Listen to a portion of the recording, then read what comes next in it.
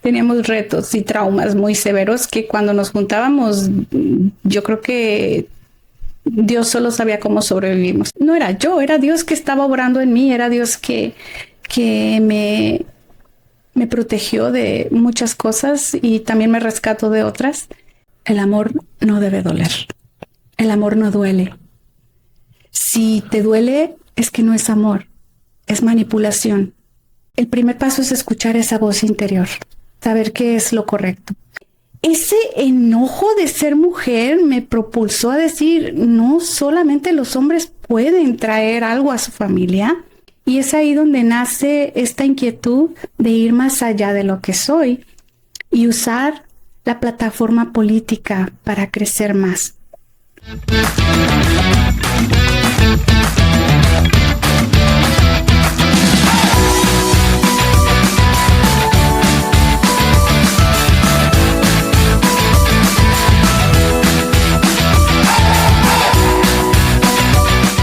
Hola herederos de luz. Hoy tengo el privilegio de estar en una conversación de luz, poder y conciencia. Tengo el privilegio de presentar a una mujer que nos trae eso tan hermoso, eso tan esencial que es la esencia de Dios en ella. Creo que uno de los títulos más hermosos que ella representa es que es hija de Dios, profesora, terapista y activista. Tiene un propósito muy grande. Así es. De Tepatitlán, Jalisco, Guadalajara. Viene con un propósito muy grande aquí a Los Ángeles. Y precisamente en esta conversación vamos a descubrir de qué se trata. Pero vamos a comenzar por presentarla. Marta Sánchez, hola, ¿cómo estás? Muy bien, gracias por tenerme aquí en tu espacio bendecido, lleno de energía positiva. Estoy muy emocionada, pero más que emocionada, bendecida. Sé que tenemos un propósito que cumplir esta tarde, esta noche, y estamos aquí para compartir esa energía que estamos formando en este momento con esta conversación. Claro que sí, claro que sí. Yo me siento bendecido con tenerte aquí. Gracias. Dios nos puso en el camino, Dios nos permitió conectar. Eso fue en Florida. Y cuéntame cómo fue eso, cómo se dio esa conexión, qué vistes, qué te motivó a que de repente llegaras y que se diera esa conexión. Bueno, pues coincidimos en un evento muy importante donde estábamos conociendo y compartiendo nuestras historias como pues líderes comunitarios, emprendedores, activistas, con todos esos talentos que tenemos. Y de repente surgió la oportunidad de conectarnos con bastantes historias de éxito a través de los Estados Unidos.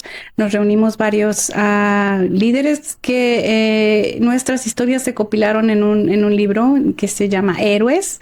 Yo sentí una llamada muy intensa y yo quería estar en ese lugar porque sabía que iba a conocer a alguien muy poderoso, alguien que me iba a impulsar, que me iba a inspirar. Y dije, vámonos, porque no es el negocio, sino el propósito lo que me llama. Es ese llamado del corazón, esa llama interna que tenemos, los que servimos a los demás, los que tenemos ese don de ayudar a otros. Y dije, yo tengo que ir. Y le dije a mi esposo, hablé con él y él dijo, pues siempre voy detrás de ti, vámonos entonces. Y cuando llegué allá había muchas historias muy buenas, pero la tuya fue la que me jaló y dije, a él vine a conocer, con él tengo que hablar. Y no me importa lo que sucedió acá, este es mi propósito de vida, esta es la misión que me trajo tan lejos. Muchísimas gracias, de verdad me siento bendecido. Y te pregunté esto no precisamente para que se mencionara que de repente yo estuve ahí por brillar yo. Te lo pregunté porque estábamos hablando de que a veces no sabemos cómo Dios hace las cosas y tenemos que dar pasos de fe. Y en esos pasos de fe a veces dudamos. Hay momentos donde yo la pensé mucho para ir a Florida. Yo decía, ¿qué estoy haciendo? Pero algo venía dentro de mí donde sabía que tenía que ir. Sabía que tenía que conocer a alguien. y sabía que Dios había predestinado el que yo estuviera allá.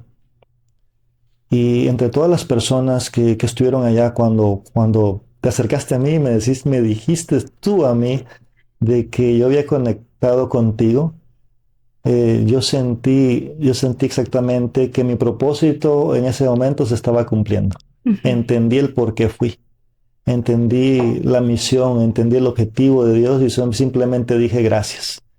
Gracias Dios porque no sé qué iba a pasar de ahí. La verdad no sabía. Solo sabía que iba a regresar y que íbamos a conectar otra vez. Y tuvimos que ir los dos a Florida para darnos cuenta que vivíamos aquí en Los Ángeles. ¿Cómo son las cosas? ¿Cómo son las cosas? Yo le llamo idiosincrasias, ¿verdad? Algo que Dios planea y que sincroniza en nuestro camino, ¿verdad? En nuestra visión del futuro. Es muy interesante porque es el mismo sentimiento que tengo yo, porque tuve que viajar tan lejos para conocer a alguien que está tan cerca, a unos 10, 15 minutos escasos de donde yo estoy continuamente, ¿no? Y fue maravilloso porque así es como trabaja Dios. Te saca de tu zona de comodidad, te lleva a lugares inhóspitos, a lugares de retos, donde tú no tienes ni idea de cuál es su plan, pero te dejas llevar y aceptas, te rindes ante este propósito y dices, aquí estoy yo, Señor, hazme instrumento de tu paz. Y usa mi alma y usa mi vida para servir a otros. Y mira, regresamos a Los Ángeles y conectamos tan intenso como si nos hubiéramos conocido de toda la vida, como si tuviéramos esa conexión divina de décadas anteriores, ¿verdad? Gracias a Dios, gracias a Dios. Me sorprende cada día, es un Padre muy hermoso. Creo que todos los días nos da el privilegio de que se presenten estos momentos mágicos, momentos que nos cambian la vida y hacen la diferencia en la vida de otras personas. Uh-huh. Ahora bien, vamos a comenzar por esa historia que vienes a contar de luz, poder y conciencia, y nos vamos a ir precisamente a Tepatitlán, Jalisco, uh-huh, cuando comienza tu vida allá en México. A ver, cuéntame, wow, ¿cómo fueron esos momentos? Hay en mi memoria recuerdos mixtos, de dolor, de alegría, de tristezas, de retos. Pero yo creo que todas esas historias que tengo en mi memoria siempre me llevan a esta pequeña niña de 3 años que probó por primera vez la bofetada de una religiosa. Siempre que trato de recordar mi infancia me voy tan lejos como ese momento donde, no sé, típicamente los seres humanos te regresan a tu realidad a través de darte una bofetada, ¿no?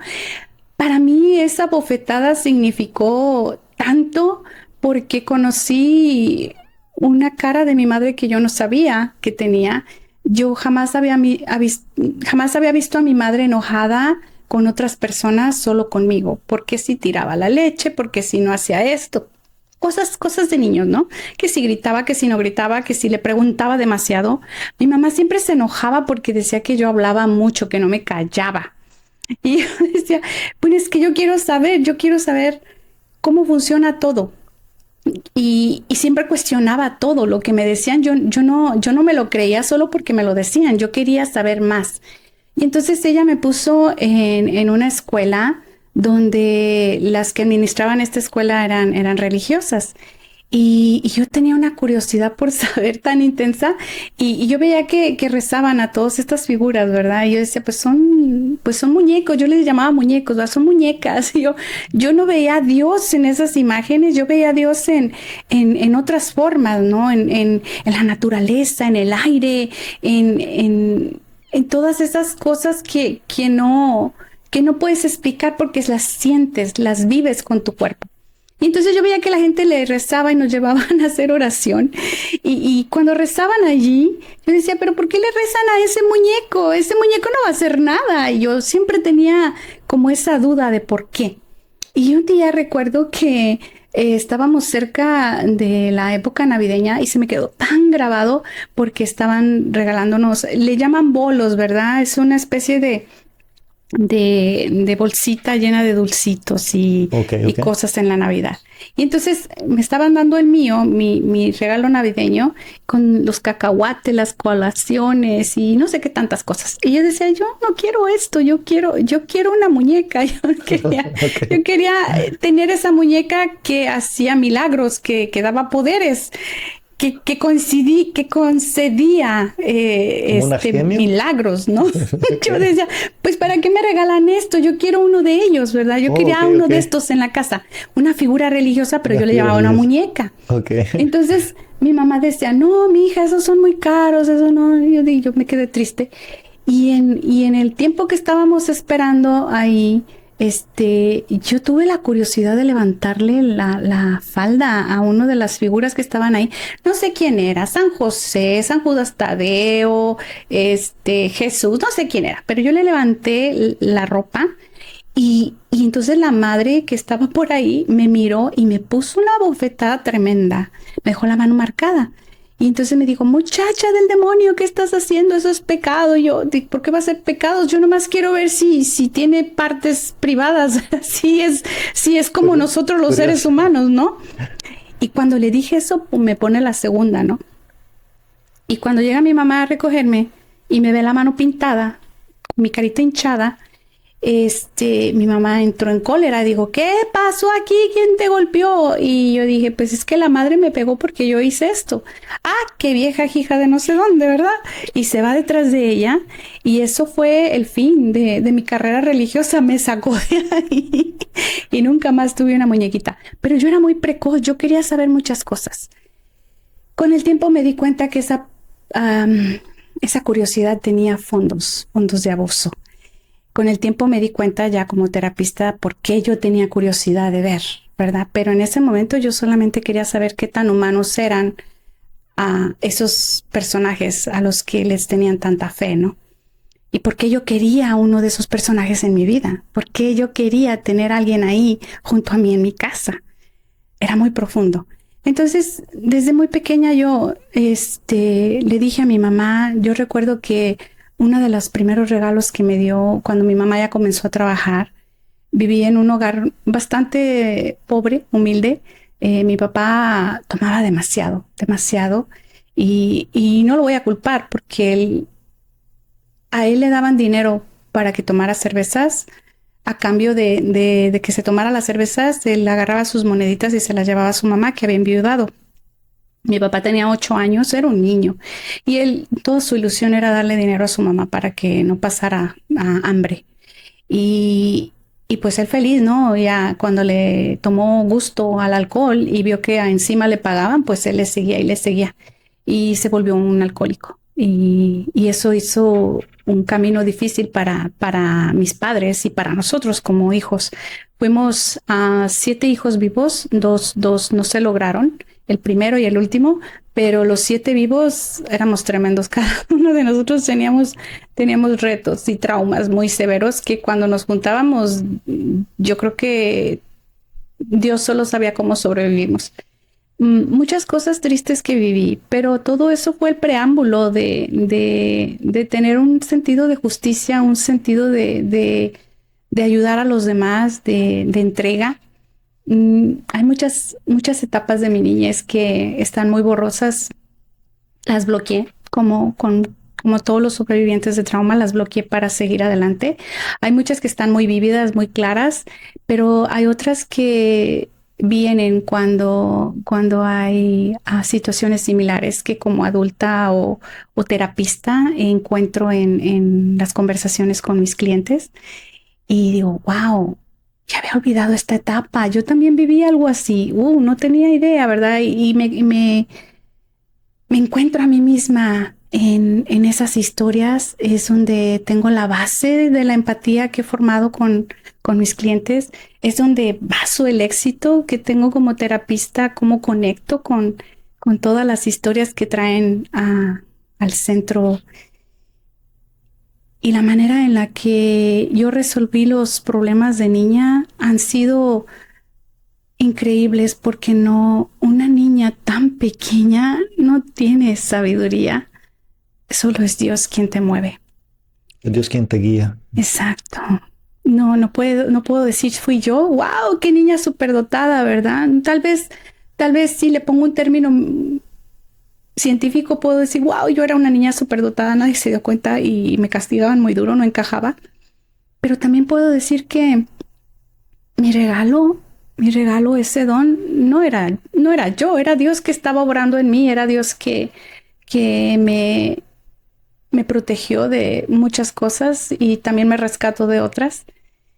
Y ahí fue donde encontré mi regalo, ¿no? Ese primer regalo que me dio mi mamá yo siempre le pedí que me regalara un maletín de doctor, porque yo quería ser doctora y yo quería salvar vidas, pero yo quería irme a Etiopía y yo quería trabajar con la Madre Teresa y yo quería salvar niños que se estaban muriendo de hambre. Sueños grandes. Bastante. Yo tenía una idea de volar y salir de mi país y ir tan lejos porque yo no podía percibir que yo era pobre. Yo pensaba que los niños afuera de mi país eran de pobres que yo. Yo me sentía rica. Y ahora que me acuerdo, digo, ay, Dios mío, qué bendición no saber que eres pobre cuando eres niño. Ya, es que era lo normal todos los días, lo que vivías, las cosas que pasabas. Ujú. La verdad, sí, ir a esos momentos es difícil. Te admiro porque encontraste herramientas para ayudar a Ujú. otras personas. Sí. Encontraste herramientas y Dios te está usando. Wow, pues esa es la misión que tengo en mi corazón es, yo sé que a veces me da mucho miedo hablar del fondo de mi corazón porque está esa voz intrusiva, ¿verdad? Ese impostor que te está diciendo todo el tiempo, ¿quién te crees que eres? ¿Por qué estás hablando así de ti? ¿Cómo llegas tú a la conclusión de que Dios te está cuidando, de que Dios eres un narcisista, eres un egoísta, eres un egocéntrico? Te pones tantos títulos, pero después viene el espacio de la humildad donde digo, ¿cómo se me pueden ocurrir tantas tonterías? ¿Y cómo se me puede ocurrir atacarme y destruirme cuando he ayudado a tanta gente? Y el hecho de que estoy aquí, que estoy hablando y que estoy todavía proyectando mi sueño de seguir ayudando a más, habla mucho de la misión que tengo y del propósito que Dios ha puesto, esa semillita en mí. Muchas de las historias que recuerdo tal vez contradicen las historias con mis hermanos porque cada uno cuenta lo que vivió desde su punto donde estuvo sentado, ¿no? Y, y en la edad en la que la vivió, ¿verdad? Yo, como la hermana mayor, pude ver cosas que mis hermanos menores no vieron.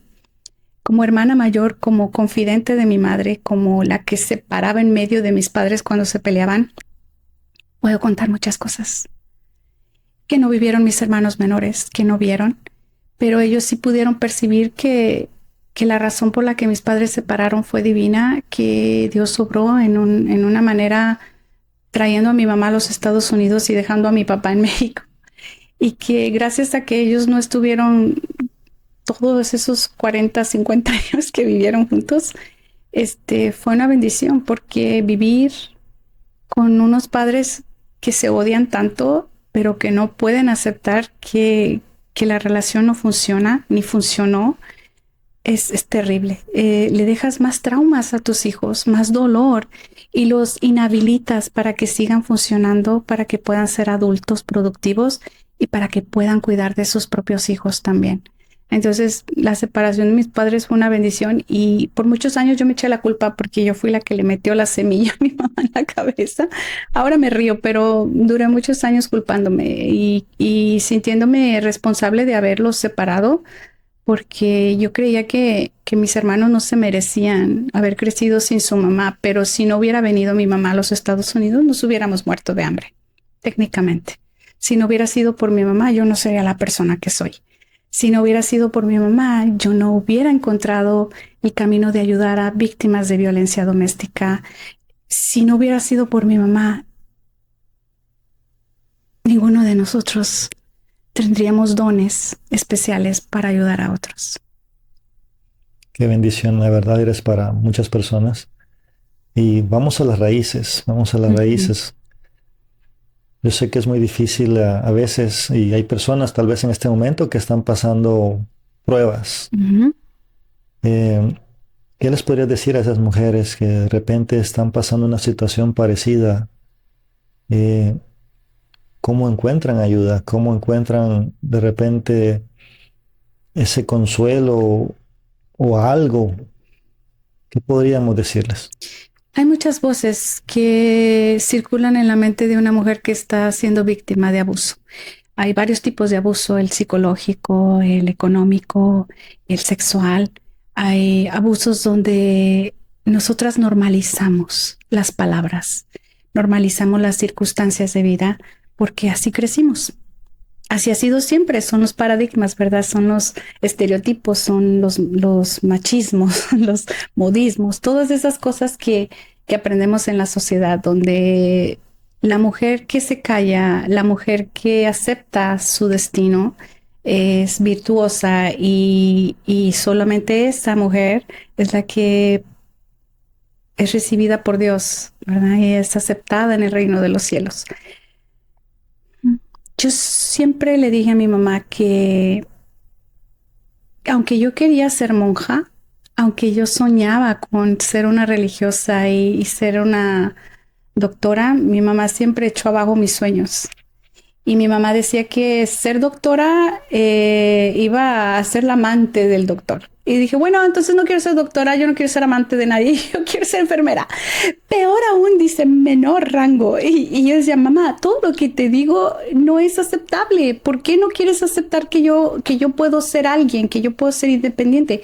Porque tengo que aceptar las normas como son. Y yo estaba enojada, yo decía, ¿por qué me hiciste niña? Yo quiero ser hombre, yo quiero tener poder, yo quiero tener decisión, yo quiero ser doctor y siendo niña no tengo futuro. Y mi papá se enojaba y le decía a mi mamá que sus ideas absurdas de mandarme a la escuela no me iban a llevar a ningún lado. Y decía que la escuela era para los ricos, que no era para nosotros. Fue cuando yo empecé a escuchar el término de que éramos pobres. Yo dije, bueno, pues nosotros no somos pobres porque tenemos una casa y hay niños en Etiopía que no tienen comida y no tienen casa, mira, y están...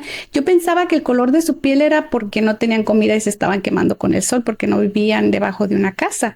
Entonces yo decía que el color de la piel estaba basado en la exposición al sol. No estaba tan lejos, era una niña, pero no estaba tan lejos. La exposición al sol te hace una concentración de melanina más intensa y te ayuda a protegerte del sol. No estaba tan lejos, pero a mí nadie me explicaba muchas cosas y de repente comencé a imaginarme qué respuestas le puedo dar a todas estas mujeres ahora como terapista basado en todas esas experiencias de niña. Y me di cuenta de que mi vida no es tan diferente a la de ellas, que no todas las mujeres están listas para dejar una relación tormentosa. Hay muchas voces en tu infancia que juegan un papel muy importante para que digas, está bien, esto es lo que yo debo de hacer. La gran diferencia de estar en los Estados Unidos y estar en tu país natal es muy grande en cuanto a los servicios, a los programas, a la persecución, digamos que puede haber hacia el perpetuador, hacia la persona ofensora. Aunque he escuchado historias de oficiales de policía que se ríen, que no toman en serio cuando las mujeres llaman, porque dicen que ellas están ahí porque quieren y se ríen de ellas. Dicen, ¿para qué? ¿Para qué me voy a llevar a tu marido si al rato lo vas a ir a sacar de la cárcel? No es cierto, lo he escuchado yo también. Uh-huh. ¿Hay algún paso que puedan hacer? Algo que puedan... Porque muchas veces me imagino que hay confusión. No saben qué hacer, no saben qué hacer primero, segundo, qué se hace. Y de repente, a través de este programa, pueden de repente encontrar esa herramienta, esa solución, ese primer paso. El primer paso es escuchar tu voz. El amor no debe doler. El amor no duele. Si te duele, es que no es amor. Es manipulación. Es tortura. Es destrucción. Destrucción de tus valores y de tu esencia, de tu espíritu. Si te duele, es que tienes que encontrar otro camino. Si te duele, es que no es lo que tú debes de hacer con tu vida. Y si no te duele a ti, le está doliendo a tus hijos. Si ves que tus hijos lloran cada vez que tus padres están peleando, si ves que tus hijos lloran cuando él te ataca, cuando tú tienes miedo de responder, si tú estás entrenando a tus hijos para que se callen cuando venga el papá y no hagan ruido, estás perpetuando el abuso. Le estás diciendo a tu hijo y a tu hija cómo deben de ser tratados cuando sean adultos. Y el primer paso es escuchar esa voz interior, saber qué es lo correcto. Lo que viven nuestros padres no necesariamente es perfecto, pero tampoco se debe de repetir, porque nuestro trabajo es sanar y avanzar. Si estamos repitiendo la misma historia de nuestros padres, es que no estás viviendo tu vida, estás viviendo la vida de ellos. Estás siguiendo el sueño de ellos. Qué poderoso, es muy cierto. Y tienes que seguir tu propia voz, tu yo interior. Si tu yo interior te grita, aquí no es, escúchalo. Toma una libreta, escribe cómo te sientes. Haz un acto de reflexión cada día y pregúntate, ¿qué tan fácil es para mí irme a la cama y pensar que viví 3 cosas positivas el día de hoy? ¿Qué tan fácil para mí es levantarme y decir, hoy va a ser mejor que mañana? ¿Qué tan fácil es para ti ejercer tu voz, tu derecho, tus sueños, perseguir tus metas? Si siempre hay alguien enfrente de ti y siempre estás posponiendo y siempre estás decidiendo que lo que quieren los demás es más importante que lo tuyo, entonces ahí no es. Por ahí no es. Y el siguiente paso es buscar ayuda. Aceptar que hay lugares donde puedes encontrar esa voz interna amplificada a través de las voces de otras personas como tú. Y no estoy hablando de mujeres, estoy hablando de seres humanos, porque el abuso es casi idéntico. 51% en los hombres, 49% en los hombres, 51% en las mujeres. ¿De verdad? Sí, ya estamos tan cerca de estar iguales que muchos hombres no se dan cuenta que tampoco las mujeres lo estamos haciendo bien, porque está esa niña traumatizada que se juró en el alma que no la iban a golpear como golpearon a su madre. Y antes de que este muchacho me golpee a mí, yo le grito, yo le aviento los platos. Está una niña traumatizada que aprendió a través de aventarle los platos a alguien más, no la van a tocar, no la van a golpear, no la van a abusar. No estamos hablando de una mujer adulta madura, estamos hablando de una niña que no creció. Y es bien fácil perpetuar el abuso, ya no físico, pero también psicológico. Cuando las mujeres comienzan a humillar a su pareja, cuando empiezan a despreciarlo, a hacerlos sentir que no valen como hombres, que ellas son mejores, entonces hay un desbalance tremendo, muy grande, y tenemos que hacer trabajo. También las mujeres son abusadas. El patriarcado es real. Las leyes las escriben los hombres. Quien ejecutan las reglas son los hombres. Y ellos son los que deciden si una mujer está siendo abusada o no. Hay mucho trabajo que podemos hacer, muchísimo. Pero hasta que los hombres que son abusados no levanten la voz, no vamos a poder cambiar esas reglas. No vamos a poder mejorarlas. Porque si los hombres siguen callados por la vergüenza de qué van a decir mis amigos porque me abusa o me grita mi mujer, las leyes van a seguir favoreciendo lo que está pasando ahora y vamos a seguir teniendo hogares destruidos. Tienes razón.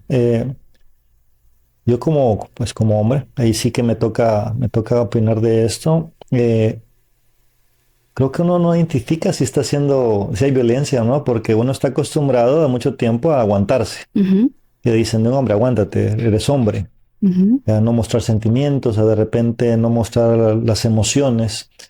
Y te vas creando esa capa que se hace normal. Creo que es lo normal. Entonces, sí, faltaría tal vez mucho tiempo para que podamos darnos cuenta que no es normal. Uh-huh. Y precisamente en estas conversaciones, sacando estos temas, nos damos cuenta de que no es normal. Hay cosas que no tenemos que soportar, que no tenemos que tolerar. Hay límites que no tenemos que permitir que se pasen. Uh-huh. Pero, ¿cómo ya vienes, estás en México, ¿verdad? ¿Y, y cómo se da esa etapa en tu vida cuando estudiaste allá esto? ¿O se da aquí? No. ¿O cómo pasas de repente venirte a Estados Unidos? ¿Qué pasa en ese momento? Bueno, ¿qué tan lejos puedo ir al regreso de mis años de educación? Ok, Yo estudié en una primaria que era más orientada a educar niñas que tener educación mixta, ¿verdad? Niños y niñas.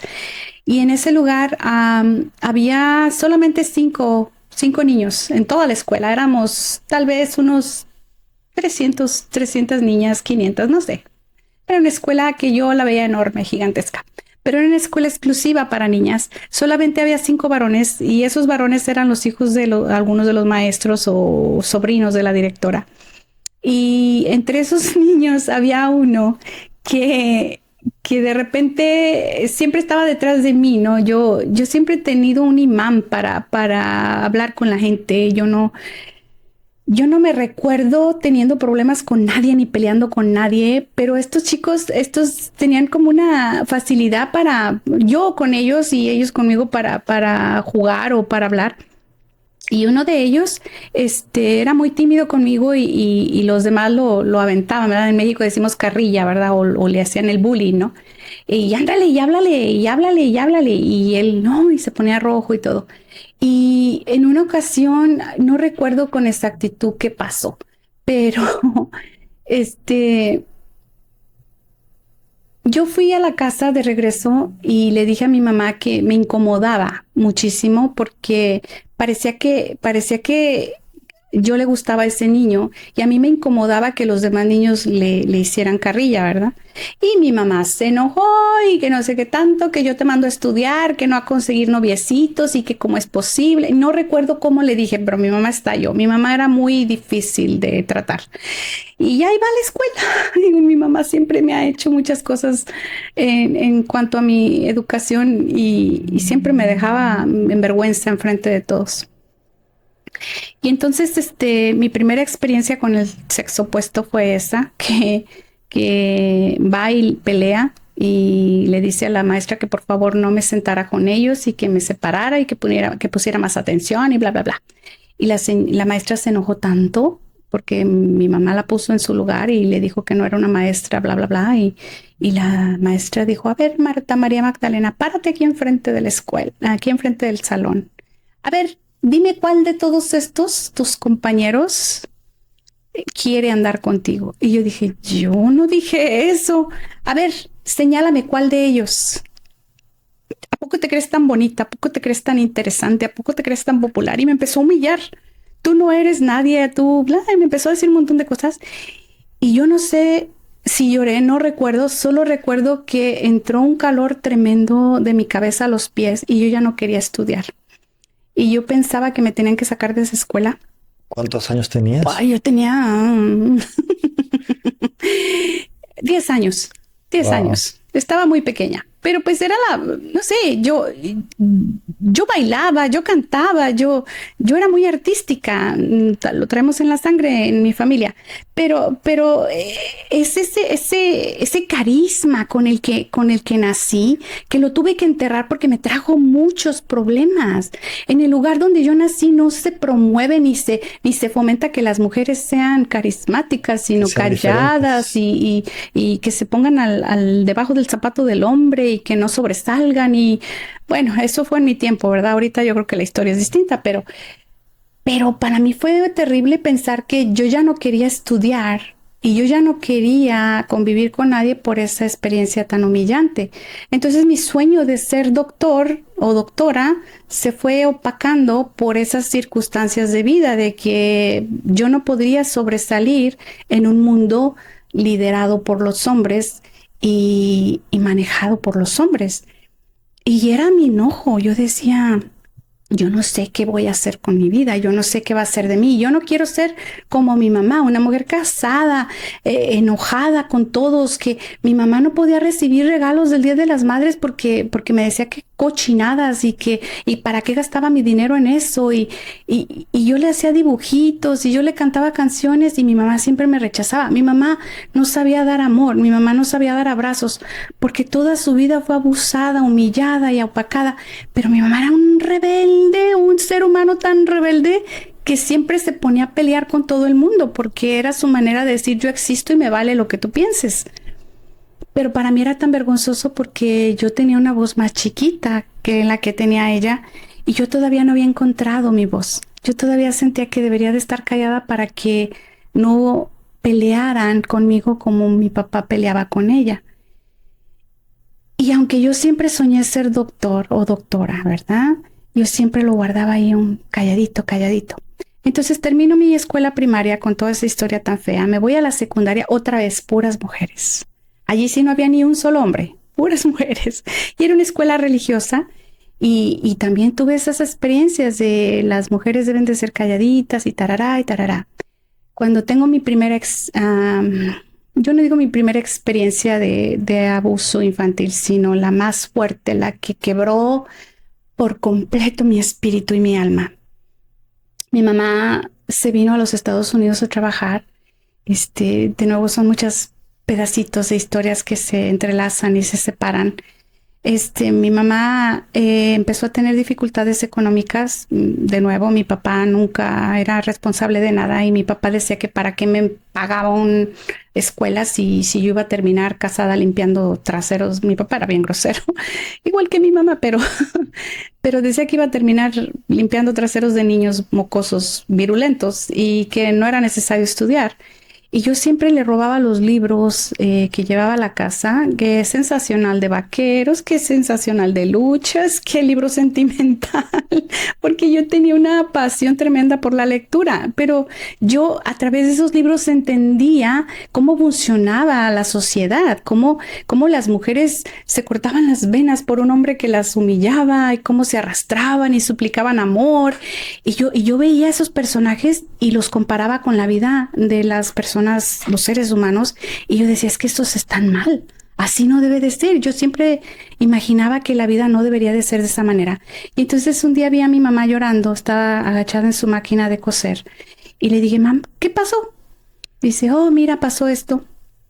Mi mamá siempre fue emprendedora y hacía ropa y bordaba y no sé, yo quisiera saber qué cosa no intentó mi mamá. Mi mamá hacía de todo. Y entonces yo regresé de la escuela y mi trabajo al regresar de la escuela era cocinar para todos mientras mi mamá seguía trabajando. Yo era la cocinera y de vez en cuando le ayudaba a lavar y de vez en cuando tiraba a mis hermanos de la cuna porque no los podía cargar, estaba muy chiquita. Hice muchas cosas tontas, pero bueno, ¿qué se podía esperar de una niña? Entonces yo ahí entendía que estaba vinculada muy fuertemente con los pensamientos o las conductas humanas, pero yo lo interpretaba como yo tengo que salvar vidas. En este tiempo no existe el término de la psicología o la terapia como tal, sino más bien ir al doctor para que te dé medicina y te pongas bien. Era todo lo que yo coincidía como la única manera de sobrevivir. Y entonces mi mamá me dice, mira, fui a Guadalajara, entregué el pedido que me dieron, me pagaron, pero cuando estaba llegando a la central camionera me asaltaron, me robaron el dinero y ahora no tengo nada. Qué bueno que había comprado ya mi boleto, solo estaba esperando, pero ahora tengo que pagarle a toda esta gente. Y es muchísimo dinero, no sé qué hacer. Y entonces yo la miré y le dije, mamá, ¿te acuerdas que cuando tenía 8 años tú fuiste a Estados Unidos con mi tía Matilde? Dijo, sí. ¿Y por qué no te vas a Estados Unidos otra vez? Y me dijo, ¿de qué estás hablando? Dije, sí, vete a Estados Unidos. La gente que se va a Estados Unidos trabaja y gana buen dinero y regresa pronto con mucho dinero. Así, vete a Estados Unidos y todo va a estar bien. Y mi mamá me dijo una palabrota, me dijo, cállate, tarada.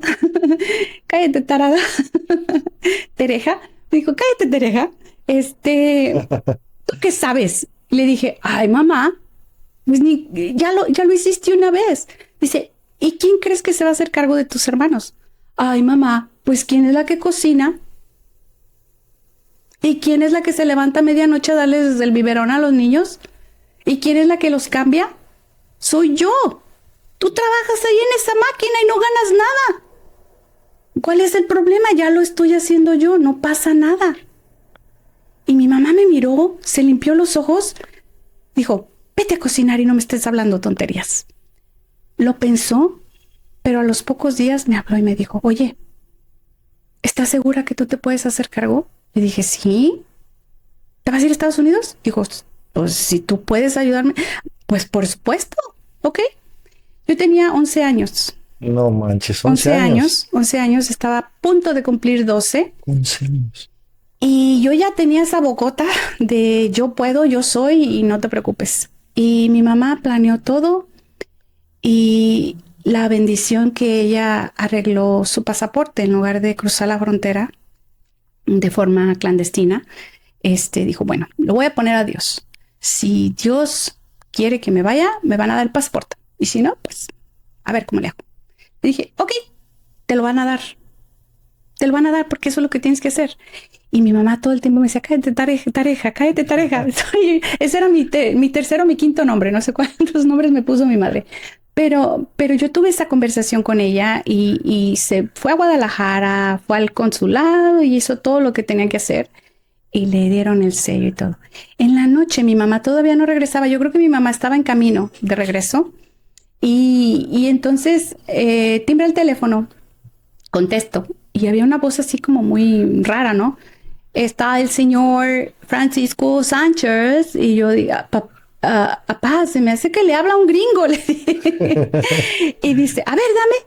Y ya contesta. Y lo escucho decir, no, pues ella sabrá. No, pues ella dice que quiere comprar cosas allá, máquinas y aquí para los chamacos. Y no, sí. Y no, yo tengo mucho trabajo, no tengo tiempo de andar en esas cosas. Si quiere ir ella, que vaya, ya que se las arregle. Y cuelga. Dije, ¿qué pasó, papá? Ah, pues un gringo que quiere saber si es cierto que tu mamá se va a ir y que por qué no voy yo. ¿Y qué le contestaste? Pues que yo que voy a ir. Ah, ok. Bueno, y entonces yo oré, dije, gracias Dios. Sí se lo dieron, sí se lo van a dar. Yo dije, bueno. Y como a la hora llegó mi mamá y llegó muy apachurradita y dijo, ¿qué pasó? ¿Cómo están? ¿Todo bien? Yo, sí, mami, ¿por qué estás triste? Dice, pues es que no sé, me dijeron que me iban a llamar para decirme si me iban a dar el pasaporte o no, pero me dijeron que si no iba mi esposo conmigo no iba. Y yo, ¿para qué quiero este tararán que no sirve para nada y que no sé qué tanto? Y yo dije, ok. A la mañana siguiente volví a timbrar el teléfono y era para decirle a mi mamá que le iban que le aprobaron su pasaporte, que regresara por él. Y se va de relámpago mi mamá de regreso a Guadalajara y llega con su pasaporte y empieza a vender todas sus máquinas, empieza a vender todo lo que tenía. Y me dijo, mira, me dio un puñito de dinero, dijo, hazte cargo. Y voy a estarte mandando y no sé qué tanto. Recuerdo que recién había cumplido los 12 años y nos hincó a todos en la sala. Y dijo, ínguense para darle la bendición. Y empezó a llorar. Y a mí se me hizo un nudo a la garganta porque dije, sí se va a ir. Y porque está llorando quiere decir que va a durar mucho. Y yo tomé un respiro y dije, ve con Dios, mamá, va a estar bien. Me acuerdo que mi hermano, el que sigue de mí hacia abajo, en cuanto se fue mi mamá, abrió la puerta y no estoy muy segura, pero creo que dijo, soy libre. No estoy muy segura, pero salió corriendo y yo ya no lo volví a ver porque él sintió que ya podía hacer las cosas que él quería sin el yugo de mi mamá. De todos los hijos que tuvo mi mamá, al que más maltrató fue a él, al que más abandonó, tanto física como emocionalmente fue a él, porque a todos nos compraba un dulce, lo que fuera, menos a él. Y siempre lo hacía menos y yo me sentía culpable y yo le decía, mamá, se te olvidó Víctor otra vez. Y él decía, está bien, no pasa nada, está bien, no, era tan, sigue siendo, no ha cambiado, tan humilde, me cuesta trabajo hablar de él porque es el que más, Qué difícil, digo yo, qué difícil. el que más ha sufrido la ausencia de mi madre, ¿no? Y la ausencia desde que era niño, no porque ya murió mi mamá. Pero todas estas cosas me llevaron a entender que mi propósito era ayudar a otros y sanar a otros. En mi mente yo tenía esa conexión de salvar vidas. Yo quería salvar vidas. Y la única manera de salvar una vida en esa mente de niña era a través de ser doctora. Empiezo la preparatoria. Bueno, se viene mi mamá a los Estados Unidos. Me comí 3 años de secundaria. Se viene mi mamá a Estados Unidos y en esos 3 años de secundaria me la pasé tremendo, horrible, porque empecé a vivir otro tipo de acoso, otro tipo de persecución. Vino el ataque sexual más cruel que pude haber tenido en mi vida. Y me sobrepuse, traté de llevarlo adelante, pero yo ya no dormía. Yo no podía cerrar mis ojos en la noche y fue cuando empecé a desarrollar el insomnio, porque yo tenía que estar vigilante que no fueran a entrar a mi cuarto, que no fueran a tocar a mis hermanos, a nadie, ni a mis hermanas ni a mis hermanos. Y me volví un soldado con insomnio y ojeras. Pero nunca perdía mi esencia, nunca perdía mi sonrisa, siempre estaba ahí. Y en el colegio donde estudié con estas religiosas, una de ellas, la madre auxiliadora, hasta en el nombre, ¿verdad? La madre auxiliadora se acercó y trató de auxiliarme. Y yo me negué. Yo me negué porque su solución fue llevarnos a un orfanatorio y separarnos a las niñas de los niños, y por edades también, ¿verdad? Porque yo era la mayor, yo iba a ir a otro lugar y mis hermanos más pequeños a otro lugar. Y en esta secundaria yo conocí a estos niños que había recogido este padre, se llamaba el padre Charlie, y abrió este lugar donde tenía niños huérfanos, y escuchaba las historias de ellos y dije, yo no quiero eso para mí. Y no era feo, no contaban historias feas, decían que venían a Estados Unidos, que iban aquí, iban allá, pero yo tenía otro entendimiento de la vida. Yo cuando me decían, el padre Charlie nos lleva a este lugar y nos lleva a este lugar, yo decía, pero no perteneces a nadie, no tienes un hogar, no conoces a tus hermanos, no estás con ellos. Todo el tiempo estás viajando, sí, pero no perteneces a nadie. Y te traen ahí recaudando dinero con tus historias, pobrecito, todo el mundo te tiene lástima y le están dando dinero al padre, pero tú sigues siendo nadie. Yo no quiero eso para mis hermanos. Para mí era como cuando llegaba el circo al pueblo y veía que exhibían los animales y veía que exhibían la mujer serpiente y todos esos fenómenos. Yo decía, ¡ah! Yo voy a hacer que mis hermanos se conviertan en animales de exhibición. Todo el mundo los va a querer ir a ver. Yo no quiero eso para ellos. Y me negué. Dije, no, a nosotros no nos van a separar. Mira que tienes que denunciar y que no sé qué, y que no sé qué. No voy a denunciar nada. Esto me pasó a mí por un propósito y me lo voy a guardar yo. Y Dios sabe por qué me sucedió esto. Yo soy fuerte. Yo voy a salir adelante. No va a pasar más. En uno de esos sueños profundos donde ya no pude más, donde colapsé por las pocas horas de descanso que tenía, tuve una visión.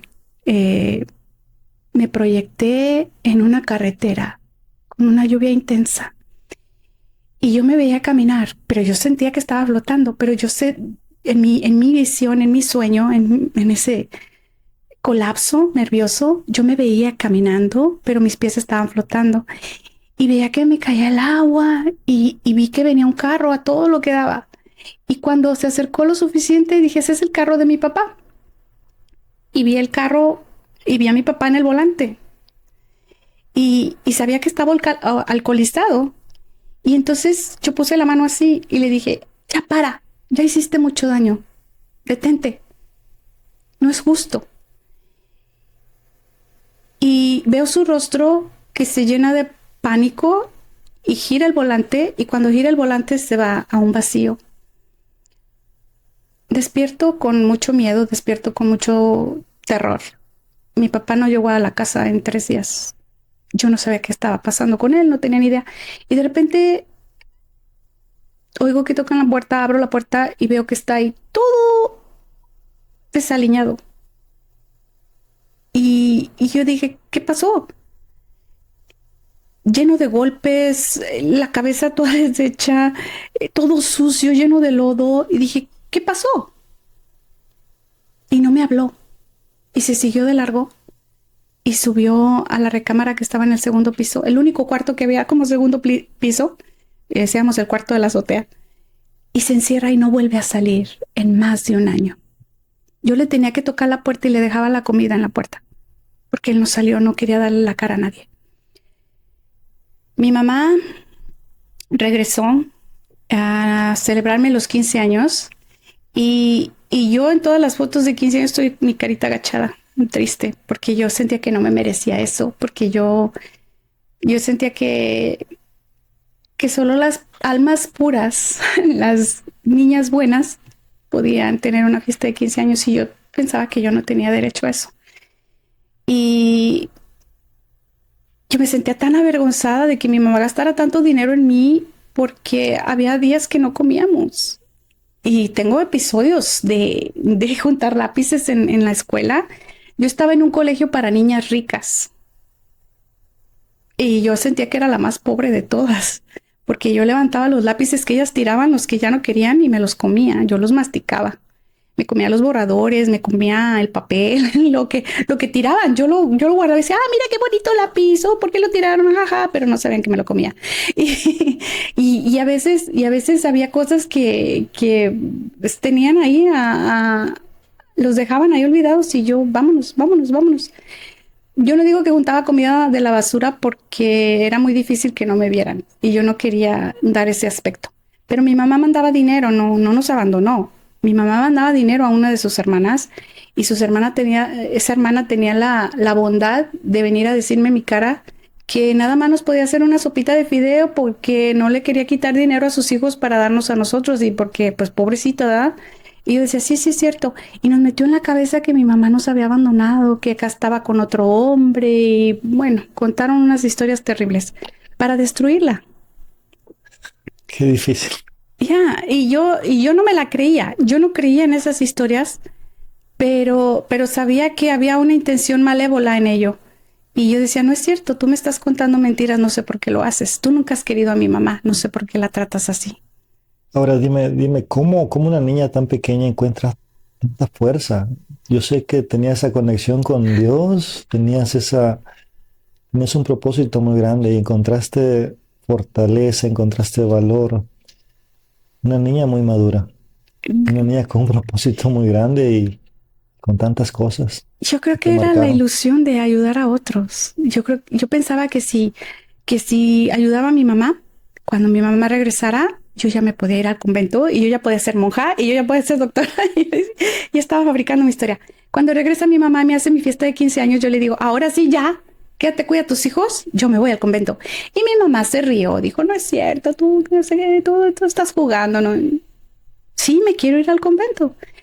Hablé con las monjitas y dijeron, va a haber un retiro, me llevaron a Guadalajara, me quedé ahí y cuando vio a mi mamá que iba en serio, fue al convento y me sacó. Me dijeron, Marta María, tu mamá está en la puerta, dice que viene por ti. Yo, ¿qué? ¿Por mí? No. Sí, mírala, ahí está. Yo dije, no puede ser posible. Y la veo, estaba en la sala de espera, dijo, recoge tus cosas, nos vamos a regresar. ¿Por qué, mamá? Porque yo tengo que regresar a Estados Unidos. ¿Quién va a cuidar a tus hermanos? Mamá, tú me prometiste. No, tú no naciste para ser monja. Te tienes que regresar. Mira, ya me acabé todo el dinero en tu fiesta. Yo jamás te pedí que me dieras una fiesta. Yo jamás quise que hicieras esto. ¿Por qué me castigas así? ¿Por qué me lo estás echando en cara? Y yo me enojé con ella. Yo estaba sufriendo terriblemente. Pero ¿sabes qué? ¿Qué me convenció de regresarme con ella? El impostor que tenía aquí adentro. saber que yo ya no tenía nada que darle a Dios, porque todas las que estaban ahí le estaban dando su pureza. Y yo recuerdo la voz muy fuerte de una de las madres, la madre Lupita. Un día nos estaba dando una conferencia, una plática. Y dijo, estaba hablando de la niña santa, creo que era la madre Goretti, la Santa Goretti, que prefirió quitarse la vida antes de que mancillaran su pureza. Y cuando estaba contando la vida, y dijo, es preferible así ustedes que se quiten la vida antes de que alguien las mancille. Y a mí me entró eso como una espada de fuego en la cabeza. Y dije, entonces, ¿qué tengo que hacer? Quitarme la vida para merecer el perdón de Dios. Y cuando mi mamá me dijo, vámonos, dije, Dios, yo ya no tengo nada que darte. Mi castigo es que regrese a cuidar de mis hermanos. Yo no puedo darte más. Pero encuéntrame algo que hacer porque yo de verdad quiero servirte. Y me voy a casa con ella, con ese dolor tremendo, pero con la esperanza de que Dios me iba a dar algo. Mi mamá se regresa a los Estados Unidos y seguimos con la vida que llevábamos y empiezo la preparatoria y me meto a estudiar patología y empiezo a entender cómo funciona esto de los tejidos, cómo se van deteriorando las células, cómo se va formando el cáncer, cómo podemos detectar ciertas enfermedades en el laboratorio a través de tomar muestras y bla, bla, bla. Y dije, esto es para mí. Yo voy a ser doctor. Mi mamá está ya ni cuenta se va a dar. Yo me voy a ir a estudiar a Guadalajara. Y termino exitosamente mi primer año, mi segundo año y voy por el tercer año y justo en los exámenes finales hubo una crisis de sarampión en todo el pueblo. Se enfermaron todos mis hermanos, menos yo. Pero justo cuando se curaron todos, empieza el brote en mí, en los exámenes finales. Mi vecina, que siempre estaba ahí mirando, echando un ojo, va y me ve y dice, nena, ¿qué tienes? Me dice, nena, por Magdalena. Dice, nena, ¿qué tienes? ¿Qué te pasa? Estás muy roja. Yo no me siento bien, no me siento bien. Ay, vamos al doctor. Caminamos 2 calles y me llevan con este doctor.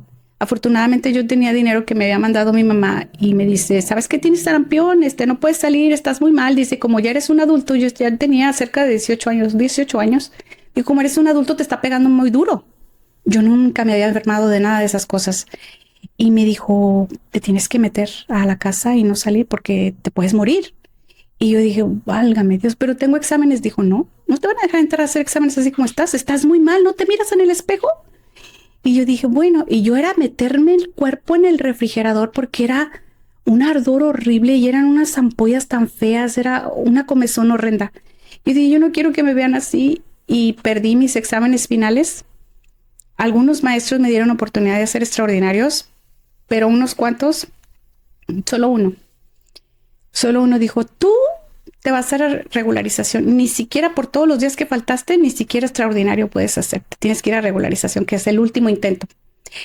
Y el examen de regularización iba a ser 2 meses después de que teníamos que someter nuestra aplicación para ir a la universidad. Y yo dije, no me puede dejar así, yo necesito mi calificación y no sé qué tanto. La universidad en Guadalajara es muy competitiva, solo obtiene lo mejor de lo mejor. Todas mis calificaciones eran 100, 100, 100 y se fueron al suelo porque hice extraordinario. No te pueden dar 100, aunque saques 100, te dan 95 o 90, pero no 100. Y si estoy en regularización, lo más que te pueden dar son 80. Y perdí mi oportunidad. No por mis calificaciones, sino porque el maestro que me dijo que yo había faltado mucho y que no me iba a dar oportunidad de hacer el examen, me hizo la vida imposible porque fui una voz muy fuerte para defender a alguien que él estaba acosando. Y ese señor lo removieron de ahí porque había abusado de estudiantes. Y ahí fue donde encontré mi voz y dije, yo no voy a dejar que le pase esto a nadie más. Y peleé con él y lo puse en evidencia y denuncié no solamente a él, sino a otros maestros también de lo que habían hecho con otros estudiantes. Y él tomó venganza porque él era el codirector. Entonces tomó venganza y me dijo, tus papeles se van a ir a la basura, en mí está que tú no vayas a la universidad. Y yo me reí de él. yo no lo creí que fuera capaz. Dije, pues no puedes hacer abuso de autoridad. No sabía que estaba en México, ¿verdad? En México con tanta corrupción. Y logró,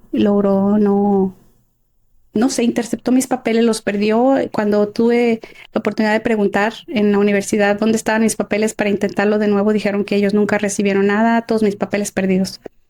El día de la graduación yo estaba llorando, y le estaba diciendo a Dios, Dios, ¿por qué me dejaste llegar tan lejos si no me vas a dejar llegar más allá de lo que yo quiero? ¿Por qué dejaste que me graduara? ¿Por qué no me morí cuando me dio sarampión? ¿Por qué no me quitaste de aquí? Y yo estaba completamente devastada. Yo estaba peleando con él en la misa, todos felices porque se estaban graduando y yo llorando con una rabia. Y se acercó una señora y me dijo, mi vida, no llores tanto. Mira, vas a volver a ver a tus compañeros, no se van a mudar. Además, el pueblo es muy chiquito. Y yo, cállese, vieja metiche, ni siquiera sabe lo que yo estoy sintiendo. Y era una lloradera. Yo siempre le echo honor a mi nombre, Magdalena. Y yo cuando escucho que las personas dicen, ay, llorando como la Magdalena, sí estás llorando como yo. Sí estás llorando como yo, ¿qué tiene de malo? No pasa nada, llora, está bien, se siente rico. Se está desahogando. Se siente rico llorar porque no estás acumulando el fuego que te destruye, estás sanando con esa agua y estás curando el fuego que te está debatiendo. Entonces ahí fue cuando entendí que tal vez mi carrera no debería ser la medicina, pero yo todavía quería salvar vidas. Terminé mi periodo de preparatoria y acompañé a una compañera a aplicar para un trabajo. Y yo sola estaba sentada ahí y ella era la que quería el trabajo y yo estaba ahí, ¿no?, faranduleándomela. Y el contador del lugar vino y dijo, ¿y tú no quieres ser empleada aquí? Yo, no, yo nomás vine a acompañar a mi amiga. Pero mira, y me convenció que también llenara una solicitud para el futuro. ¡Ah! Santa vergüenza que el trabajo me lo dan a mí y no a ella. Y yo dije, ¿y ahora qué voy a hacer? Porque yo no quería trabajar, yo tenía que cuidar a mis hijos, sí, son mis hijos, a mis hermanos, y yo tenía que hacer todas estas cosas en la casa y yo no me podía ir. Y entonces me reconcilié con Dios, dije, bueno, la razón por la que no me mandaste es porque primero tenía que trabajar. No podía trabajar y estudiar al mismo tiempo. La medicina es muy demandante. Mi mamá no me iba a poder costear mis estudios porque eran otros hermanos más que estaban también estudiando. Era mucho dinero. Y segundo, yo tenía que estar viajando todos los días de Tepatitlán a Guadalajara. En aquel entonces se hacía 1 hora de camino porque todavía no estaba la carretera bonita, estaba todavía de baches. Entonces yo decía, el llegar a Guadalajara es una cosa, a la central camionera, pero de la central camionera a la universidad era otra cosa, eran 1 hora y media más. Entonces, ¿a qué hora me tenía que levantar? ¿A qué hora tenía que regresar? Y yo no puedo pagar una renta ya, yo no puedo hacer todo esto. Entonces, ya, relájate, no es para ti. Así fue como yo reconcilié, vi las cosas que no iban a ser tan fáciles y dije, bueno, por eso no estudié. Le buscaba una razón de ser. Y cuando digo, bueno, voy a trabajar y empiezo a trabajar ahí, conozco al que es mi esposo ahora. Yo no digo que es el amor de mi vida porque no me enamoré de él y tampoco él se enamoró de mí porque fue odio a primera vista, no amor. Odio a primera vista. Odio a primera vista. ¿Y él sabe esto? Oh, no, sí, hemos hablado un montón de esto. Porque yo tengo este carisma, yo sonrío, yo soy muy de gente y abierta y eso era mal visto en una mujer. Tú no puedes tener conversaciones con hombres, ni hablar, ni tener conversaciones tan privadas, porque ¿qué van a decir de ti, no? Y entonces yo me convertí en la psicóloga de todo el mundo. Yo escuchaba sus problemas y les daba resolución a sus conflictos y les daba consuelo y todo, y eso se veía mal. Y yo era tan popular y todo el mundo quería hablar conmigo y todo el mundo quería estar conmigo, menos él. Él me odiaba tremendo, decía que era una vieja jetona, tararara, me decía muchas cosas feas que yo no sabía que me las decía, pero por ahí me empezaron a regar los rumores. ¿Y eso te gustó? No, yo dije, pues yo le tengo que demostrar ese que no soy lo que él cree. Yo le tengo que poner un alto porque no tiene derecho de hablar de mí sin conocerme. Y en una ocasión yo estaba trabajando en el departamento de contabilidad en el segundo piso Y solamente había, en aquellos años, solamente había una fuente de agua de que vas con tu jarrita y le llenas de agua y te vas muy, muy fancy, ¿no? Pero solo la pusieron para que los clientes agarraran agua. Mi trabajo era en Ford Motor Company, en una concesionaria de Ford. Y iban los clientes a ver los carros y pues la novedad de que estaban las secretarias ahí arriba, ¿verdad? Y a mí me pusieron a trabajar junto a la escalera y todo el mundo veía mis piernas. Yo iba al gimnasio y tenía unas piernas muy torneadas y todo el mundo estaba extasiado viéndome mis piernas, ¿verdad? Y querían ver también la cara que le pertenecían a esas piernas, ¿no? Entonces era como un cañón ahí, como una presa, ¿no? El anzuelo. Y, y siempre a él le molestaba todo eso porque decía que yo era pura exhibición para los clientes, ¿no? Y yo decía, bueno, pues si a mí me pusieron a trabajar aquí, ¿qué quieres que haga, no? Y a mí no me preocupaba lo que dijeran los demás, yo estaba enfrascada en mi trabajo. Entonces, en una de esas que bajo a caminar a traer agua, él se sube al estante donde él trabajaba en el departamento de refacciones y empieza ta, ta, ta, ta, ta. Los que son de México saben qué significa eso, una grosería. Y yo dije, sí, a ver, ¿por qué no vienes y me lo dices en mi cara? Silencio absoluto. Cosas del destino.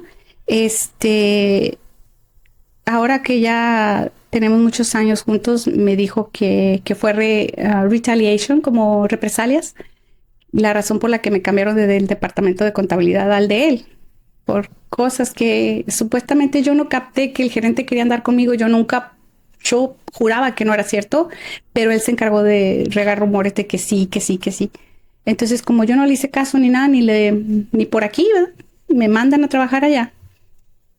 Y trabajando en él, ahí me ponen a trabajar con él. Y yo, ¿qué? Dios mío, ¿por qué? De todas las personas que hay en este lugar tan bello, ¿por qué tengo que trabajar con este odioso? Con el amor de tu vida. Con el amor de mi vida. Y hablando con él, le dije, oye, ¿te puedo hacer una pregunta? ¿De qué se trata, verdad? ¿Por qué me odias tanto si ni me conoces? Lo confronté. Tuvimos una conversación y cuando le estaba contando, tú me odias y no sabes, mira, todo esto es lo que yo soy, todo esto es lo que yo he pasado en mi vida. Y cuando estoy contándole, volteo, lo veo y estaba llorando. Y yo jamás había visto un hombre llorar. Sí, llorando en las novelas, tal vez, en las películas, porque se le murió la mamá y no pueden salir adelante, pero llorando por mí, por lo que a mí me ha pasado, excuse me, no.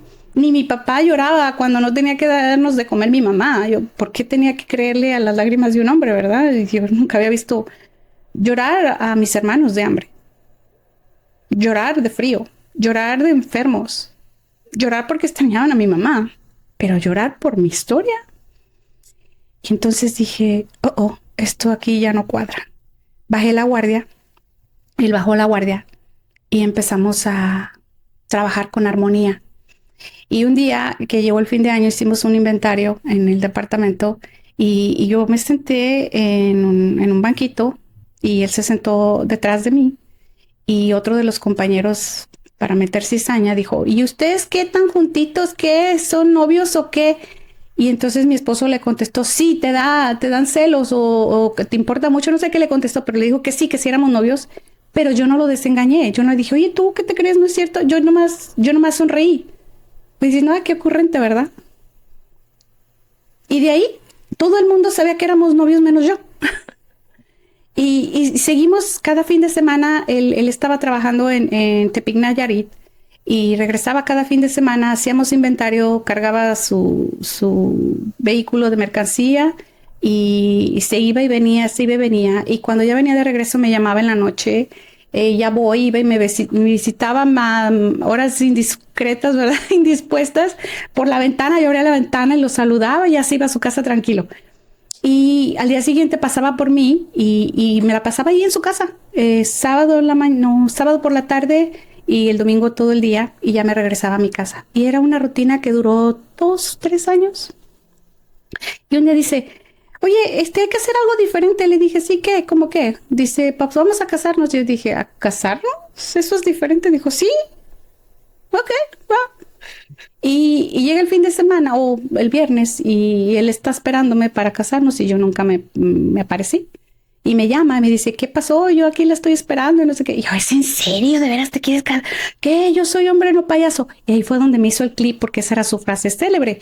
Cuando está hablando en serio es, soy hombre, no payaso. Y dije, Dije, ok, perdón, disculpa, bla, bla, bla. Yo creí que estabas jugando. No, no, no. Y bueno, para el otro fin de semana.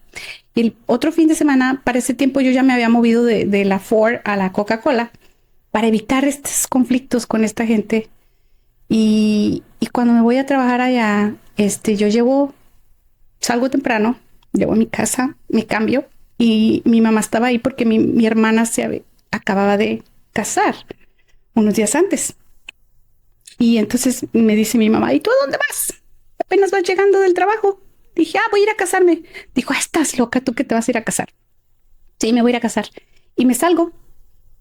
Y cuando llego allá y veo que están sus papás, sus hermanos y todo, dije, ups, no me puedo arrepentir, ya estoy aquí, ¿qué hago, verdad? Ok, ya calladita, dije, bueno, que al cabo luego me divorcio, ¿verdad? Yo pensando que eso era, pues, algo pasajero, ¿no? Que no pasaba nada. Firmamos el acta, salgo y mi mamá recibió una llamada de alguien que estaba trabajando ahí en el registro civil, que sucede que era su prima. Y le dice, oye, Josefina, tu hija se está casando, ven a ver qué está pasando aquí. Dijo, ¿cómo es cierto? ¿Cómo? Y dijo, sí, vente, córrele. Y llega y dice, ¿y qué estás haciendo? Y pues te dije que me iba a casar. ¿Cómo que te vas a casar? Y le saco el acta y se la enseño. Y cuando la ve se pone blanca. Se da la vuelta a la esquina y ya no la volví a ver. Y entonces yo sentí vergüenza por haberle causado eso a mi mamá, ¿verdad? Porque yo no me quería casar. Yo no estaba pensando que me iba a casar. Yo quería seguir persiguiendo mi sueño de ser alguien para un propósito mayor. Yo no tenía planes de tener una familia porque yo seguía soñando en hacer algo para los demás. Y mi mamá después contó la historia de que se desmayó, que fue el shock más grande de su vida y no sé qué tanto dijo. Y yo dije, bueno, mi mamá siempre exagera. no sé qué tanto de lo que dice es verdad. Pero de ese tiempo duramos 6 meses, yo en mi casa, él en su casa, y su papá empezó a decirle, mira que ya están casados, que si ella se va con otro, que si se embaraza, que como tú estás casado va a ser tuyo y no te va a gustar. Y lo convenció de que me llevara a vivir a la casa de ellos. Y yo le dije, yo no me quiero ir a vivir a tu casa porque es la casa de tus papás, yo no quiero ser la típica historia de la nuera arrimada, bla, bla, bla. Bueno, te prometo que vamos a construir una casa, no sé qué tanto, acelero los pedales. Nace mi hijo al año y medio. Al año y medio las cosas se pusieron peor económicamente hablando. En México vino una crisis muy grande. Con el Tratado de Libre Comercio cerraron muchos lugares. Mi esposo estaba trabajando en uno de esos y había muchísimas cosas en contra para que él encontrara un trabajo que pudiera sostenernos. Y entonces me dijo, me voy a ir a Estados Unidos y que no sé qué tanto. Le dije, no. ¿Cómo que te vas a ir a Estados Unidos? O nos vamos los dos o no se va nadie. O me dejas trabajar. Dijo, no, yo no te dejo trabajar, que quién va a cuidar, que los dijo. Bueno, tú decides, o nos vamos los dos o me dejas trabajar. Porque esto no lo vas a hacer tú solo. Lo vamos a hacer los dos. Digo, ok, vamos. Entonces decidimos venirnos. Le pedí ayuda a mi mamá todavía estaba aquí. Y entonces, y ya se había traído a mis 2 hermanos, el más grande que yo y el que sigue al lado. Y entonces dijo, está bien, yo voy por ustedes, espérenme, y empieza la travesía, ¿no? 2 semanas de tortura tratando de cruzar la frontera. No me acuerdo cuántas veces nos detuvieron. Fue una eternidad. Después decidimos que no podíamos tener a mi hijo con nosotros y se lo tenía que dar a alguien más, porque yo recordaba esa película que vi de niña de la historia de los inmigrantes cruzando la frontera de manera clandestina en un camión. Y recuerdo que esta señora que llevaba a su niño en brazos, el niño estaba llorando porque era mucho calor, estaba horrible, y ya tenían muchas horas ahí encerrados en un camión que estaba parado, que no iba para ningún lado. Y yo recordé esa escena y dije, mi hijo se va a morir si yo hago lo mismo. Empieza a llorar por las mismas circunstancias y dije, no, vámonos para afuera. Yo no le voy a tapar la boca a mi hijo, yo no lo voy a asfixiar, yo no lo voy a matar, lo siento, vamos a buscar otra manera. Y me rehusé a cruzar de la manera que nos iban a cruzar. Y entonces mi mamá dijo, entonces tienes que darle al niño a alguien más para que alguien más lo cruce con otros métodos. Y dije, ok, lo puse en brazos de alguien más, cruzó y nosotros todavía estábamos atorados. Y yo tenía esa idea de, pobrecito de mi niño, mi hijo no va a sobrevivir sin mí, él no conoce a nadie, él no ha visto a nadie y va a ser horrible. Yo lloraba, tenía 5 meses de embarazo. Y en el embarazo las mujeres nos ponemos bastante sensibles, bastante susceptibles. Yo lloraba y yo decía, esto no puede ser. Y, y nos pusimos en manos de Dios. Fuimos al templo ahí en Tijuana y oramos. Y mucha gente decía, es que tú eres güerita, tú puedes pasar tú sola y a ti te van a dar, te van a dar pase como gringa y no sé qué. Y yo decía, no, vamos a pasar los dos. Yo no voy a pasar separada otra vez. ¿Por qué tal si matan a mi esposo, verdad? Y en una de esas historias de tensión, a mi esposo le habían puesto un arma en la cabeza y yo tenía todas esas imágenes de secuestro, de amenazas contra él, contra su vida. Y yo dije, no, no, o los dos o ninguno. Y entonces, cuando ya por fin logramos establecer un cruce, las personas comenzaron a decir, bueno, es que ella es la que nos trae, ella es la que tiene los contactos, ella nació allá, ella es la que nos está trayendo. Y yo decía, no es cierto, la historia no va por ese lado. Y les dije, es que a mí me amenazaron que si no aceptaba la historia como ellos la quieren contar, yo no iba a volver a ver a mi hijo y yo no sé dónde está mi hijo. Y entonces miraron los agentes de inmigración la descripción que yo di y sí se dieron cuenta que había pasado un niño con estas características y ya nos dejaron ahí por la paz. Jamás nos dijeron nuestros derechos como víctimas de tráfico humano. Jamás nos dijeron que podíamos calificar para una visa, para estar aquí legalmente. Solamente dijeron, siéntense ahí en la sala y luego hablamos con ustedes. Pasaron horas y horas y horas, tal vez como 12 horas, casi, pues estuvimos como a mediodía, se hizo de noche, amaneció y nosotros ahí sentados.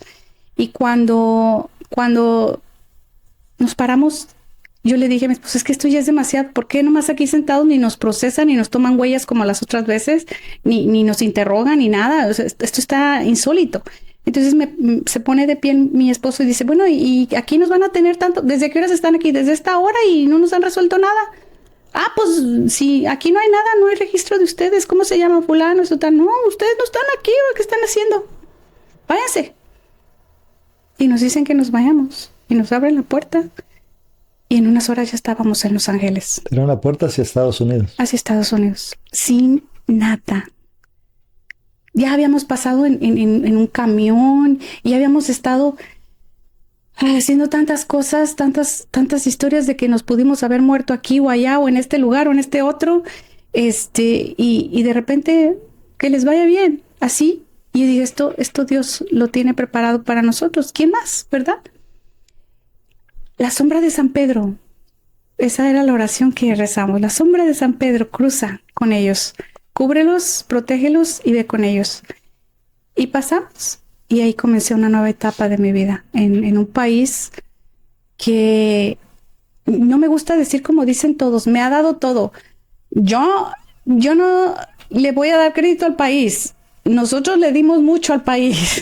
Lo voy a hacer al revés. Nosotros le estamos dando todo al país. El país no me dio nada. Nosotros le estamos dando nuestra vida, nuestro talento, nuestras ganas de vivir, nuestra fuerza, nuestro motor. Nosotros somos los que le estamos dando a este país. Y aunque muchas personas se van a enojar y me van a contradecir, no, el país me ha dado todo. Tú te lo has ganado, ¿no? ¿Acaso no estás trabajando? ¿Acaso no le has puesto ganas?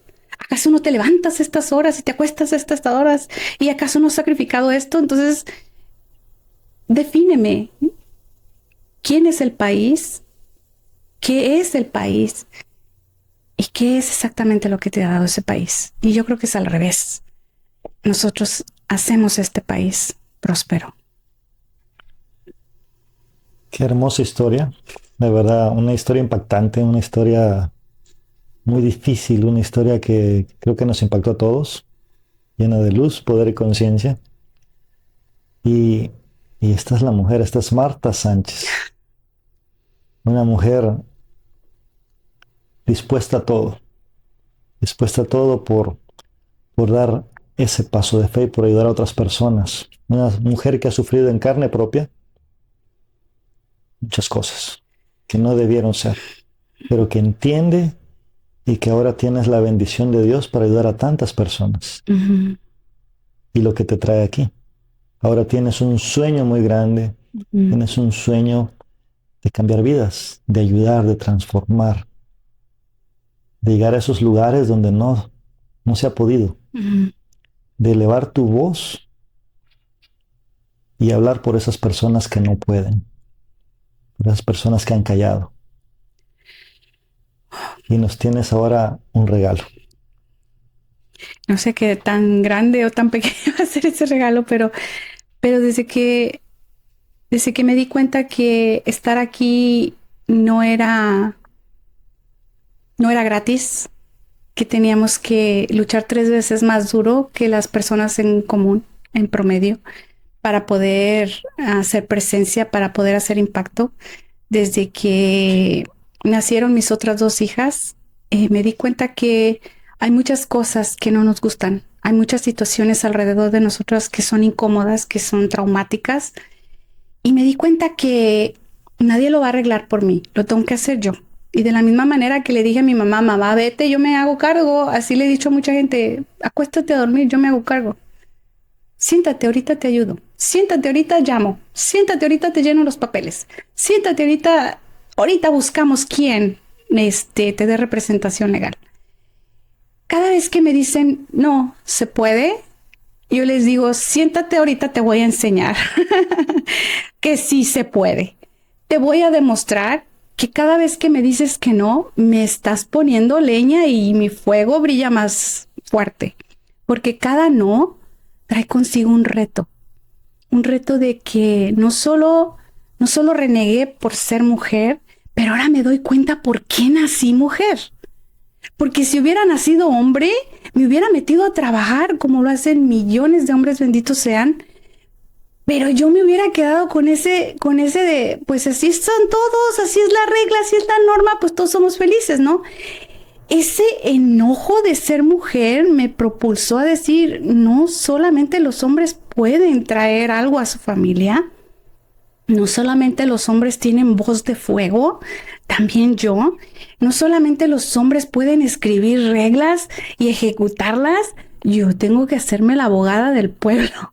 Y yo primero quise ser abogada, vi que era muy costoso, que iba a ser muy largo el camino y que al final del día iba a ejecutar leyes que benefician a un sector solamente, al masculino. Dije, no, por ahí no va la cosa.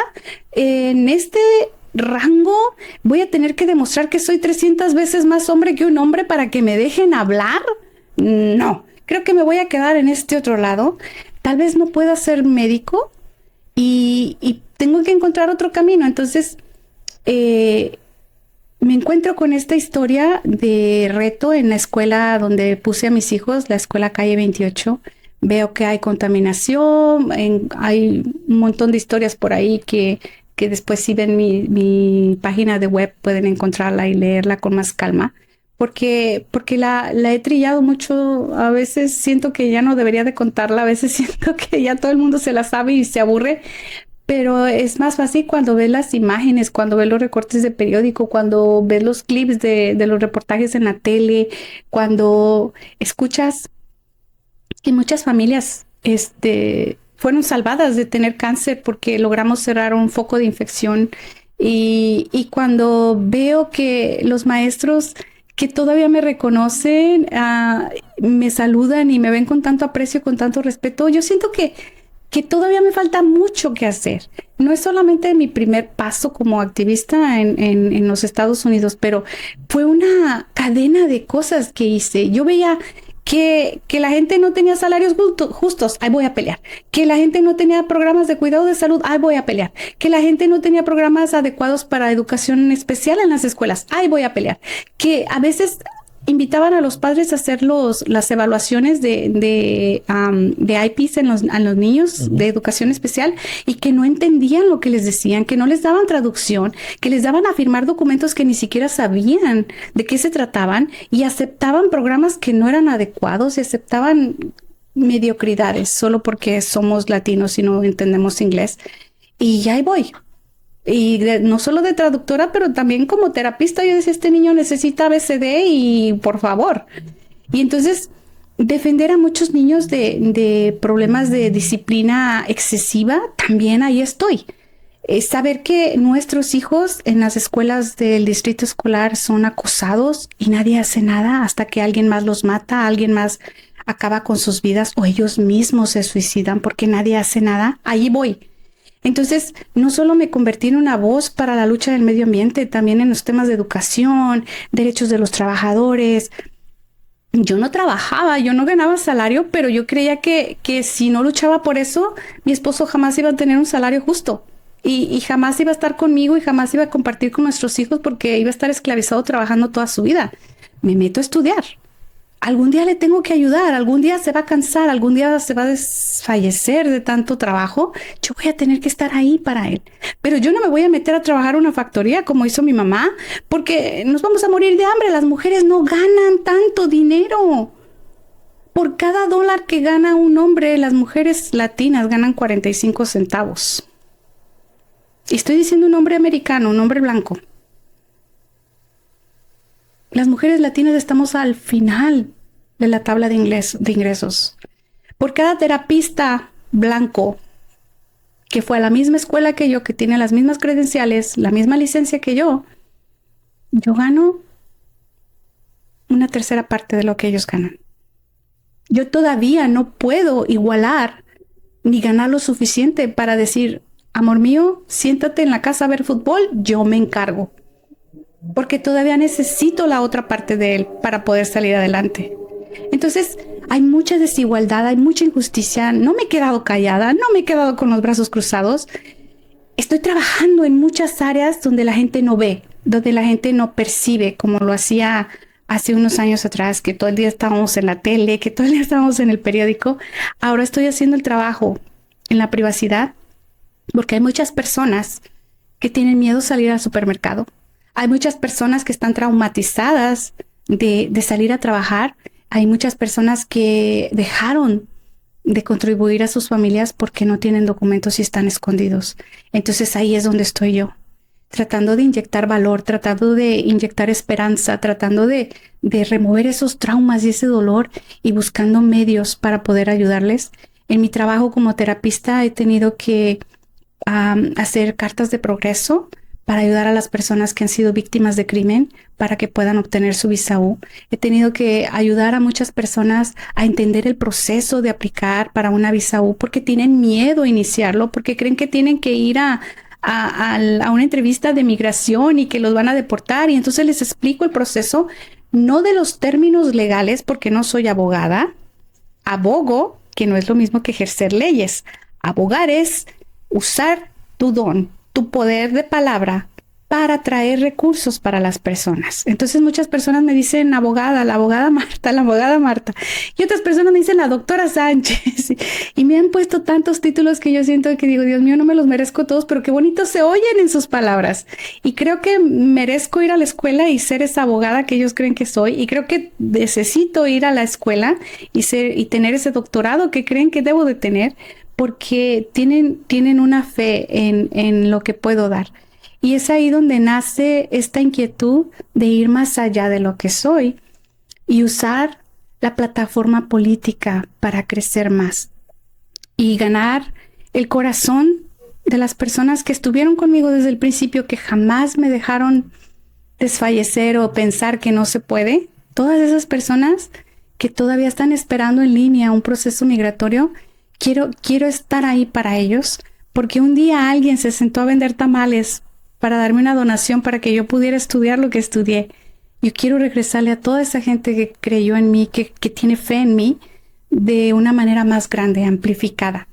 Y mi sueño, ahora que estoy aspirando a ser concejal en el distrito donde yo vivo, mi sueño es traer a todos estos dreamers, a todas estas personas que han contribuido tanto al país para que también formen parte de este movimiento político y que podamos juntos hacer esa barrera de contención, ¿verdad? Este muro que está tratando de construir el presidente en la frontera, construirlo para protegernos a nosotros donde vivimos. Entonces, tal vez él quiere empujar muy lejos, ¿verdad? En la frontera por allá. Yo estoy empujando aquí cerquita con nosotros. Esta muralla la necesitamos aquí para protegernos de ellos, no ellos de nosotros. Entonces, y estoy hablando de forma simbólica, ¿verdad? No es que vaya a construir un muro, pero es fortalecernos, empoderarnos, apoyarnos como una comunidad fuerte que somos. Bien dicho, gracias, gracias, gracias. Creo que oficialmente entonces comenzamos tu campaña. Tenemos que romper esa barrera y ganar. Tenemos que romper esas barreras que existen y darnos cuenta de que todos somos reyes y reinas, que tenemos un propósito grande, que Dios está con nosotros y ahora nos toca despertar esos talentos que están dormidos, darnos la oportunidad de soñar en grande. Y así como tú creíste y te diste la oportunidad de luchar por otras personas, también nosotros recordar que somos hermanos y en esa hermandad unirnos y buscar lo mejor para todos. Muchas gracias. Muchas gracias por esta entrevista, gracias por estar aquí conmigo, con todos nosotros, por compartir tus palabras, por compartir tu historia, tu pasión, lo que te mueve, lo que te llena. Para mí eres una bendición, te deseo lo mejor. Quiero que te despidas nada más de las personas que están acá, que nos des unas palabras. A ver. Wow. Gracias por apoyarme por tantos años, por abrirme no solo las puertas de su casa, pero también de su corazón, por seguir creyendo en mí, por tenerme tan alto, más allá de lo que muchas veces yo creo que puedo llegar y no quiero decepcionarlos, no quiero echar al suelo ese sueño de niña de ser un héroe como la Madre Teresa. Quiero ser un héroe para mi comunidad y quizás más allá en los términos que sean posibles para movilizarnos y seguir apoyándonos y seguir creciendo como lo que somos, hijos del mismo Padre, con muchos tonos de piel, porque la exposición al sol nos hace de diferentes colores, pero no porque seamos diferentes. Solo hay una raza, la raza humana, y todos formamos parte de ella. Qué hermoso. Y ya eres un héroe, ya eres esa heroína, ya te convertiste, ya lo lograste. Ahora solo falta nada más seguir brillando y compartiendo tu luz. Gracias. Gracias a todos. Como siempre, una bendición el poder estar aquí en sus hogares, que nos abran las puertas para tener estas conversaciones. Nos seguimos viendo. Muchas gracias. Gracias.